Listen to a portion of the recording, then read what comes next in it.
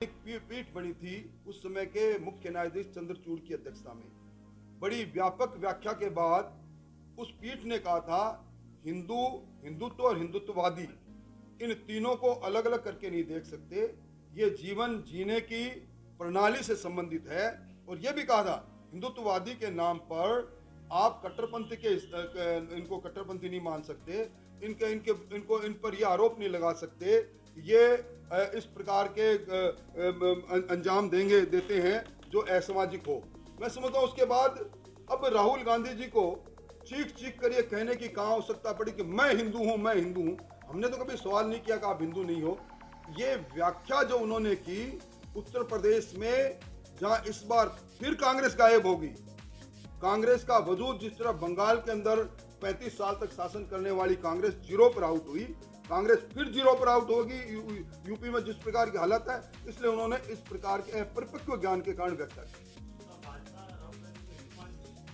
हिंदू है, हमने कब सवाल ही खड़ा नहीं किया हिंदू नहीं है।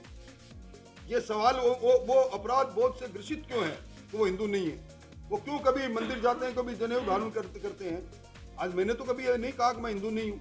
ये सवाल ही कहाँ खड़ा हो गया। और राजनीति के अंदर धर्म के आधार पर किसी नेता की बात करना किसने चालू किया,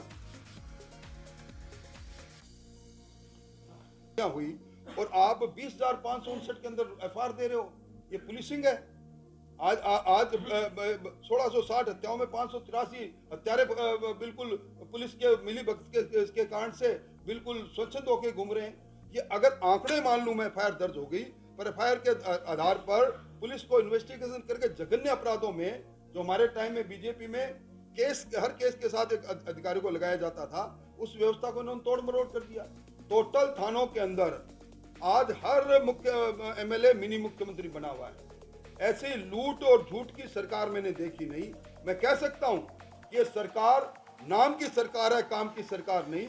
और इस सरकार के चलते हर विधानसभा के अंदर, चाहे वो चुनाव लड़ा एमएलए हो, हरा हुआ हो, चाहे जीता हुआ हो, अपने आप को मुख्यमंत्री समझता है। इसीलिए इतना बड़ी व्यापक स्तर पर भ्रष्टाचार हो रहा है। जिक्र किया वो सारे घोषणाएं मेरे पास तीनों बजट है, बजटों के अंदर की है।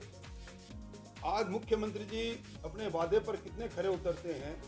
मैं जहां से चुनकर आता हूं, मेरा उत्तरदायित्व वहां की जनता के लिए भी है। मैं मेरी जनता के लिए किए गए विधानसभा में पड़े हुए बजट पर अपनी बात को पूरा नहीं कर पाया, तो सारी बातें कपोल कल्पित है। इन्होंने कितनी बातें कही। इन्होंने कहा था अब जो घोषणा पत्र में हम एमएसपी पर किसान की फसल को खरीदने का पुख्ता व्यवस्था करेंगे। एक दाना एमएसपी पर खरीदने के लिए सरकार ने, केंद्र सरकार की जरूर एमएसपी तय हुई, पर जहां एमएसपी से कम राशि में पैसा कोई फसल बिकती है। अभी बाजरा सर्वाधिक हमने उत्पादित किया। बाजरे की 2250 रुपए एमएसपी थी, 1340 तक लोगों ने बेचा।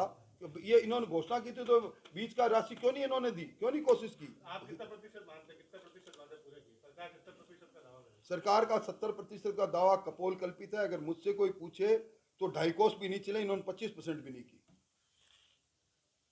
राहुल गांधी की हिंदुत्व की वजह से आप सहमत हो गया? देखिए ये बात अब इस पर पूरे देश में बहस चली थी। 2005 के अंदर ये मामला, क्रिमिनल रिकॉर्ड जो बढ़ने की बात है, मुकदमे बढ़ने की बात है, उसमें तो मुख्यमंत्री जी एक ही बात कहते हैं कि हमने हर एफआईआर दर्ज करने का आदेश दिया, इसलिए आंकड़े बढ़े हुए लग रहे हैं। मैं मुख्यमंत्री जी की बात से अगर मैं सहमत भी हो जाऊं, तो मैं उन सवाल करना चाहता हूं कि जब 5,877 बलात्कार के मामले दर्ज हुए, तो 1432 मामलों के अंदर आज भी पुलिस ने इन्वेस्टिगेशन के नाम पर क्यों रोक रखे हैं।